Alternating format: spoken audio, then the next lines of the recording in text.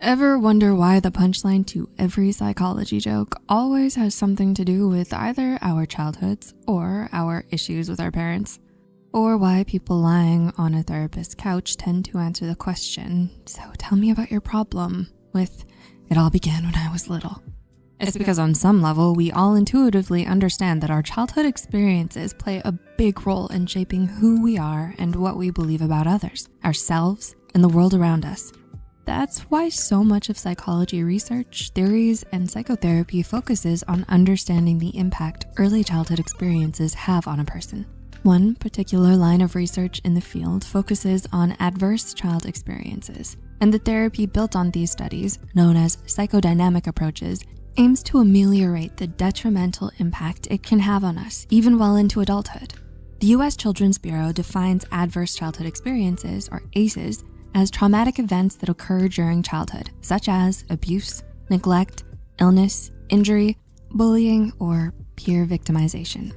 The long-term effects of such experiences can manifest either physically, psychologically, or behaviorally. Surveys show that children who were victims of emotional abuse often grow up to have overall poor health, receive lower education, are more likely to suffer from poverty, weight gain, obesity, and significant psychological stress. But what about their story beyond these numbers? What are other important but often overlooked ways the abuse still lingers and hurts them in the present? Let's dive even deeper into how childhood emotional abuse affects you, even in adulthood. Number 1, it makes you anxiously attached. Ever heard about attachment theory? Pioneered by John Bowlby and Mary Ainsworth, attachment theory posits that there are generally 2 kinds of attachment styles we develop as a result of our early experiences with our parents or caregivers. That is, secure attachment and insecure or anxious attachment. Anxious attachment is then categorized as either preoccupied, when you have a positive view of others but a negative view of yourself, leading to self-doubt, insecurity, and clinginess. Dismissive, when you have a positive view of yourself but a negative view of others, which makes you distant and overly self-reliant. Or fearful disorganized, the attachment style of those who have experienced abuse. People with a fearful disorganized attachment style tend to be very wary and guarded around others, as well as being extremely sensitive to rejection, conflict, and abandonment. And as adults, they often struggle to form lasting positive relationships as a result of their unresolved attachment-related trauma. Which brings us to our next point. Number 2, it stunts your emotional development.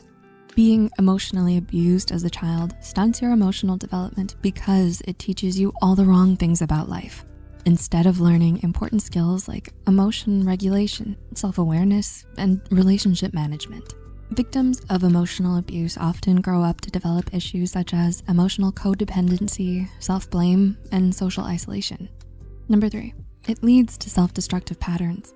When someone comes from a home that fails to provide them with a sense of safety and security, important to every child's development, more likely than not, that child will grow up to develop self-destructive patterns and maladaptive coping mechanisms instead.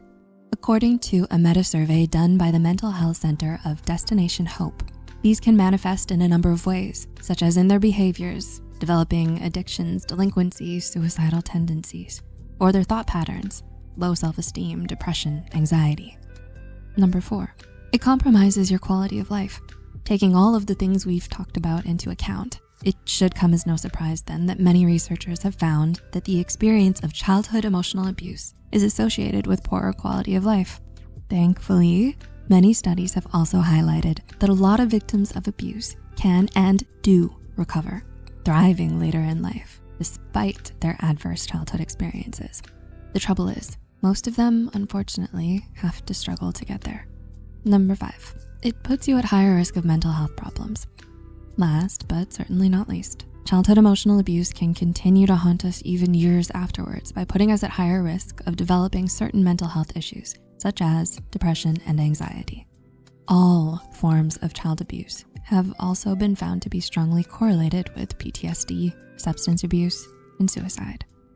If you are struggling with your experiences of childhood emotional abuse, know that help is available. The best thing you can do for yourself is to reach out to a mental health care professional today and begin healing from the pain of your past.